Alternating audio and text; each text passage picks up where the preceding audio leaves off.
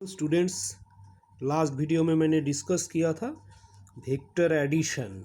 Okay, सो कैसे ये दो वेक्टर, जैसे ये वेक्टर और बी वेक्टर को ऐड किया गया और एडिशन के बाद हमें मिला नया वेक्टर आर है ए प्लस बी। ओके, और अगर बी और ए को ऐड किया गया तो फिर हमें आर मिला बी प्लस ए। सो ये मिला the two vectors and their resultant form three sides of triangle. So this is called a triangle method of vector addition. So ये जो एडिशन किया गया इसको triangle method of vector addition बोला जाता है। सो हमें मिला ए और बी को ऐड करके A plus B. So are का वैल्यू मिला पहले ए प्लस बी। ओके, फिर हमें मिला आर का वैल्यू मिला बी प्लस ए। ओके, ये भी सेम मेथड है, खाली थोड़ा प्रोसेस डिफरेंस है। इसमें बी को मूव किया गया। ओके, और ए का हेड के साथ बी का टेल को कोइंसाइड किया गया, फिर आर का वैल्यू मिला। और यहाँ पे ए को मूव किया गया। ओके, ए को मूव किया गया, ए का टेल के साथ बी का हेड को कोइंसाइड किया गया, फिर आर का वैल्यू मिला ए प्लस बी। सो ये जो A plus B is equal to B plus है, ये होता है ये दोनों आर है। सो ये जो वेक्टर एडिशन इज कम्यूटेटिव, इसको बोला जाता है कम्यूटेटिव, क्योंकि A plus B is equal to B plus A. Okay, so same vector R is obtained, so we find the resultant same vector, मतलब A plus B is equal to B plus A. So ये है vector addition है commutative. So the addition of vectors also obeys the associative law. The result of adding vectors a and b first and then adding vector c is the same as the result of adding vector b and c first and then adding vector a. इसका मतलब associative law क्या बोलता है? Actually अगर हम a और b को पहले अगर ऐड करेंगे सो हमें मिलेगा a प्लस बी। ओके, उसके बाद इस a प्लस बी के साथ हम अगर c को कोई तीसरा वेक्टर अगर हम ऐड करेंगे सो हमें मिलेगा a प्लस बी, ये होल ब्रैकेट में प्लस c। अभी अगर हम इसके जगह पहले b और c को ऐड करते हैं सो हमें मिलेगा b प्लस सी फास्ट। ओके, b प्लस सी मिलेगा। फिर b प्लस सी के साथ अगर हम a को ऐड करते हैं, ओके, सो हमें a प्लस ब्रैकेट में b प्लस सी। सो यहाँ पे हम बोल सकते हैं कि a plus B whole bracket plus C is equal to a plus B bracket में b plus C. Okay, so ये दो इक्वल है। सो इसको बोला जाता है associative law. So addition of vectors also obeys the associative law. ये है एसोसिएटिव लॉ। इसको थोड़ा हम ग्राफिकली एक्सप्लेन करते हैं। सो ये वेक्टर ए है, ये वेक्टर बी है। ओके, सो ये वेक्टर ए है और इसका टेल को हम इस वेक्टर का हेड के साथ कोइंसाइड किया। ओके, बी वेक्टर को का टेल को ए वेक्टर का हेड को। सो हमें एक रिजल्टेंट वेक्टर मिला, ये ए और बी को ऐड करके A plus B vector. Okay, ये है ए प्लस बी वेक्टर, ये है ए प्लस बी वेक्टर, ए प्लस बी, ए और बी को ऐड करके, जैसे हमें पहले ए यहाँ पे मिला था ए और बी को ऐड करके A plus B. Okay, so ये है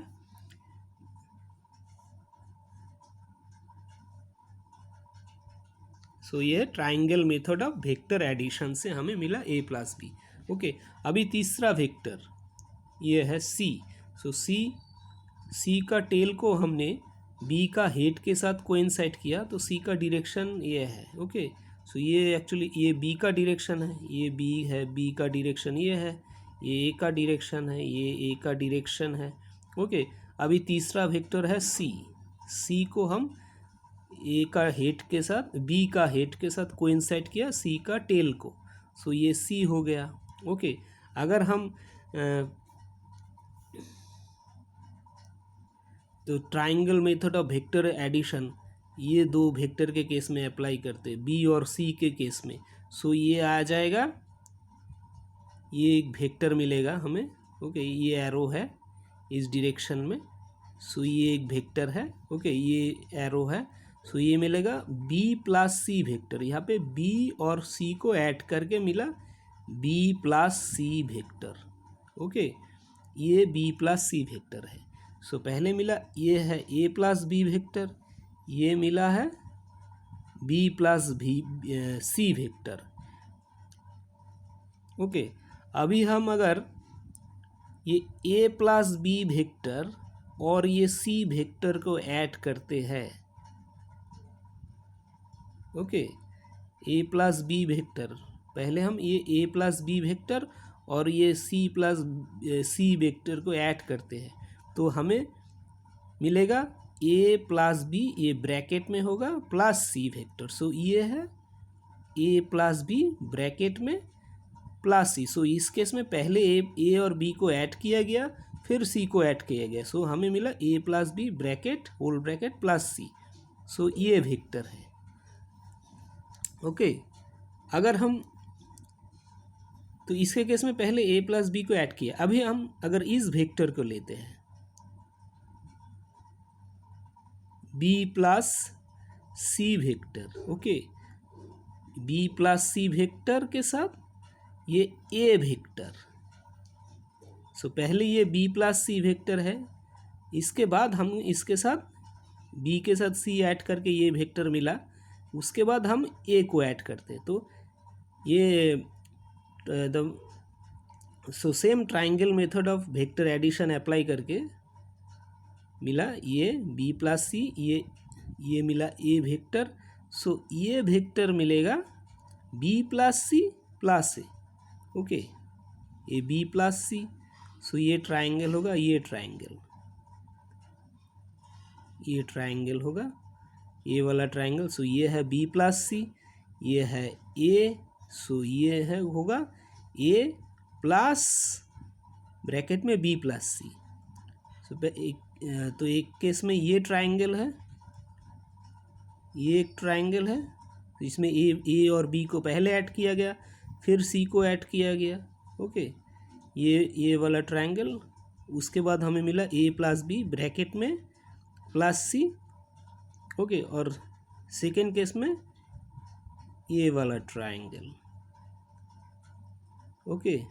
सो इसके केस में बी और सी को पहले ऐड किया गया, उसके बाद ए को ऐड किया गया, सो मिला ए प्लस ब्रैकेट में बी प्लस सी। तो ये तो सेम ही वेक्टर है, मतलब ये ब्रैकेट में ए प्लस बी प्लस सी, ये जो वेक्टर है, और ए प्लस ब्रैकेट में बी प्लस सी, तो ये सेम वेक्टर है, ओके। सो ये वेक्टर एडिशन जो है obeys the associative law.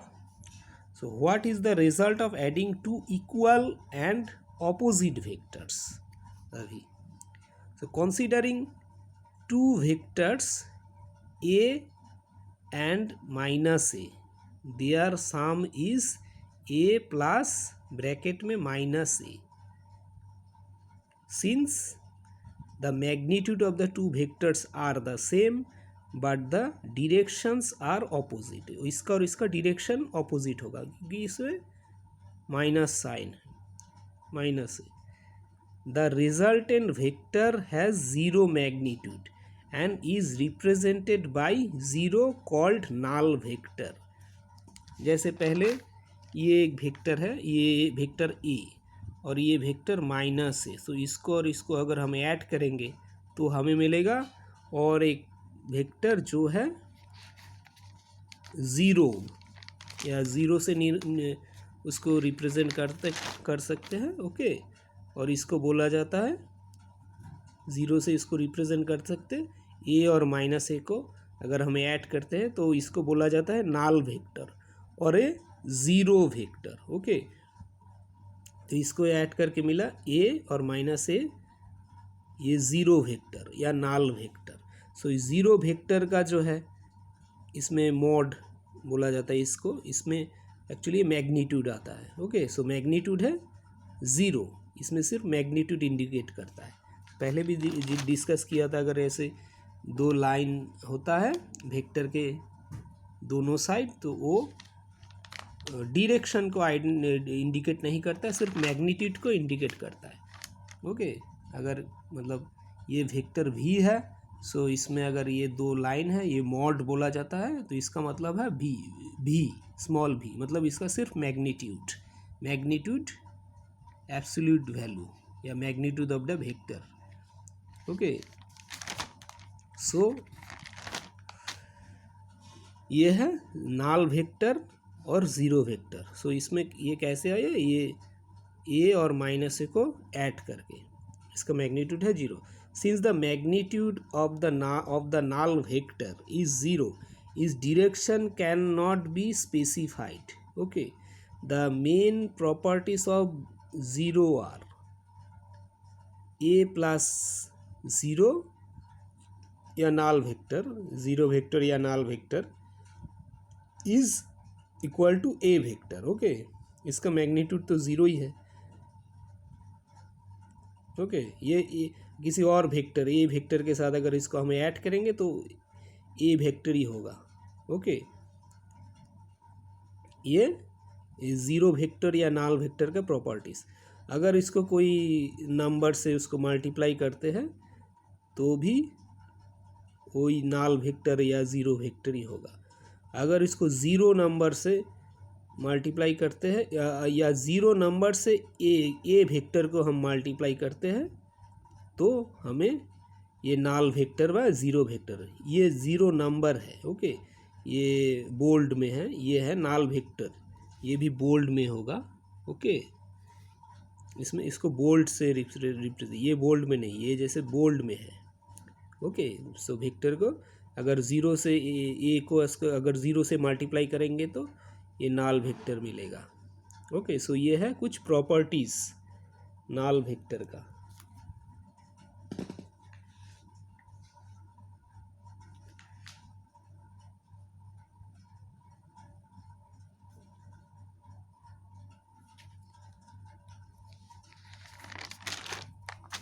अभी what is the physical meaning of A zero vector?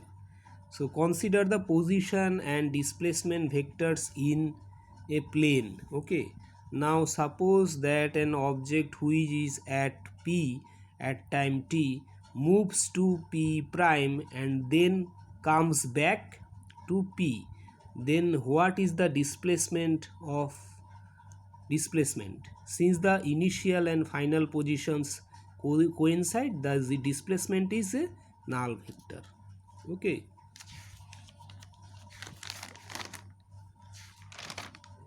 Suppose ये फिगर में पहले एक ऑब्जेक्ट यहाँ पे पी पोजीशन पे था, फिर ये पी प्राइम पोजीशन पे गया, फिर दोबारा पी पोजीशन पे आया, तो उसमें इसका डिस्प्लेसमेंट क्या हुआ? इसका डिस्प्लेसमेंट तो नाल वेक्टर है, ज़ीरो वेक्टर है, क्योंकि इसमें इनिशियल और फाइनल पोजीशन तो सेम ही है। ओके, पहले यहाँ से लेके यहाँ गया, फिर यहाँ पे आया, सो इनिशियल पोजीशन भी पी है, फाइनल पोजीशन भी पी है। सो इसका जो डिस्प्लेसमेंट होगा क्या होगा? वो होगा नाल वेक्टर।